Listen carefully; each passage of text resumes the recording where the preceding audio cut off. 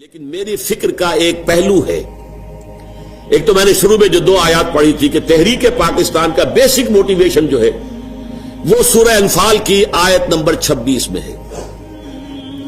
وَاذْكُرُوا، یاد کرو، اذ انتم قلیل، جب تم کم تھے تعداد میں، اقلیت تھے، مستضعفون فی الارض، تمہیں سپریس کر دیا گیا تھا، دبے ہوئے تھے. تخافون، تمہیں خوف تھا، ان یتخطفکم الناس، کہ لوگ یعنی غیر مسلم تمہیں دبا لیں گے، اچک کر لے جائیں گے، برباد کر دیں گے. فآواکم، اللہ نے تمہیں پناہ دی، پناہ گاہ عطا فرمائی. وَأَيَّدَكُمْ بِنَصْرِهِ، اپنی نصرت سے تمہاری تائید کی. وَرَزَقَكُمْ مِنَ الطَّيِّبَاتِ لَعَلَّكُمْ تَشْكُرُونَ، اور تمہیں پاکیزہ رزق فراہم کیا تاکہ تم شکر ادا کرو. یہ پاکستان کی تصویر ہے قرآن مجید کے اندر، اس لیے کہ حضور کی حدیث ہے، آج بھی میں جمعے میں بیان کر چکا ہوں اس کو، کہ اس قرآن کے اندر فیہ خبر ما قبلکم و نبأ ما بعدکم و حکم ما بینکم. حضور نے فرمایا اس میں تم سے پہلے کی قوموں کے حالات بھی ہیں، تمہارے بعد میں آنے والوں کے حالات بھی ہیں، اور جو تمہارے مابین اختلافات قیامت تک ہوں گے ان کا حل بھی موجود ہے. تو یہ ہمارا ذکر ہے پاکستان.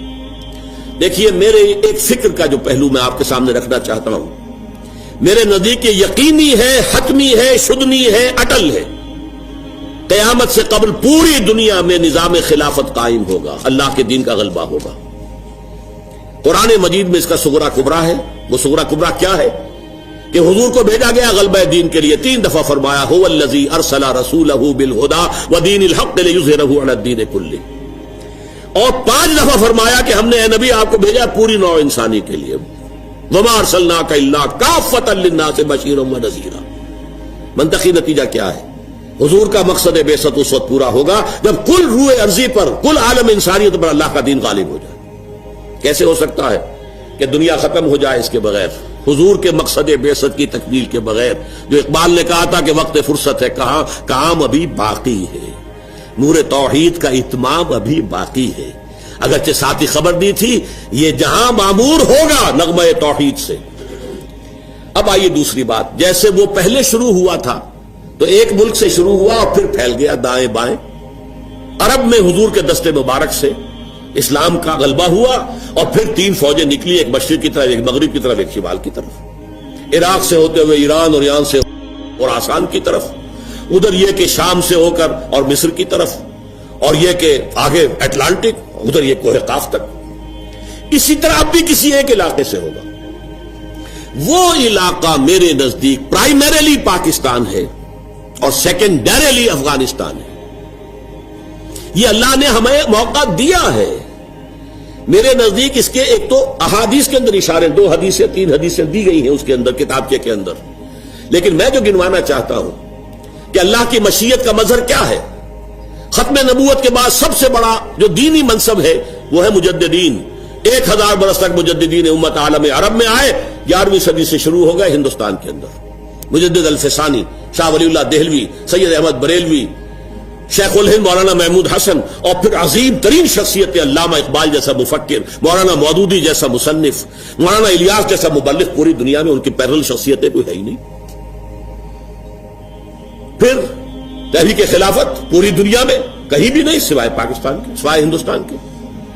پھر یہ کولونیل رول سے آزادی سوائے یہاں کے کہ اسلام کا نعرہ لگا، کہیں بھی نہیں. کہیں وہ نسلی میلے نیشنلزم کی بنیاد کے اوپر سارا کچھ جو ہوا ہے، یہ انڈونیشیا وغیرہ میں، ملیشیا میں ملے نیشنلزم، اور عرب نیشنلزم کی بنیاد پر ہوا عالم عرب میں. اسلام کا نعرہ صرف یہاں لگا. پھر معجزہ ہے پاکستان. میری کتاب میں نے ثابت کیا معجزہ ہے، کسی اصول سے ثابت نہیں ہوتا کہ پاکستان بننے والا تھا. یہ تو بالکل اللہ تعالیٰ کی سنت ہے. عسیٰ ربکم ان یہلک عدوکم ویستخلفکم فی الارض فینظر کیف تعملون. ہو سکتا ہے کہ تمہارا رب تمہارے دشمن کو ہلاک کر دے، تمہیں زمین میں حکومت دے، پھر دیکھے گا تم کیا کرتے ہو.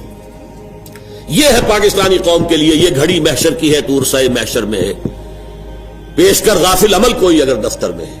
پھر قرارداد مقاصد کا پاس ہونا. پھر اب یہ سود کے بارے میں کہ جو اس وقت کا عالمی مالیاتی جو استعمال ہے، اس کا اصل جو اٹکنڈا ہے وہ تو یہی سود ہے. اقبال کہتے ہیں ای بنوک، ای فکر چالاک یہود. یہ بینکنگ کا پورا نظام جو ہے یہودیوں کے چالاک ذہن کی پیداوار ہے. نور حق السینہ آدم ربود، اس نے انسان کے اندر سے جو اللہ کا نور تھا، نفخت فیہ من روحی، اسے نکال پھینکا ہے، اب یہ درندہ بن گیا ہے، آدمی درندہ بے دندان و چنگ۔ نور حق السینہ آدم ربود، تا تہو بالا نہ گرددی نظام، دانش و تہذیب و دین سودائے خام۔ جب تک یہ بینکنگ کا نظام جو ہے تہو بالا نہیں ہوتا، ختم نہیں ہوتا، اس وقت تک نہ دانش کا کوئی امکان ہے، نہ دین کا، نہ تہذیب کا۔ اور وہی بات علامہ قائد اعظم نے کہی، اسٹیٹ بینک آف پاکستان کا افتتاح کرتے ہوئے کہی کہ یہ نظام نہیں، ہمیں اپنا نظام بنانا ہوگا۔ تو بہرحال ان حوالوں سے اللہ تعالیٰ نے بہت سے شواہد جمع کر دیے ہیں کہ یہاں سے احیاء ہوگا۔ بدقسمتی سے ہم اپنا سبق بھول گئے، منزل سے بھٹک گئے، ہماری دینی قیادت نے بہت بڑی غلطی کی، ہمالیہ ایسی غلطی کی، پاور پالیٹکس میں اپنی صلاحیتوں کو، قوتوں کو ضائع کر دیا۔ ہو سکتا ہے بھولا ہوا سبق یاد آ جائے، توقع ہے اللہ سے۔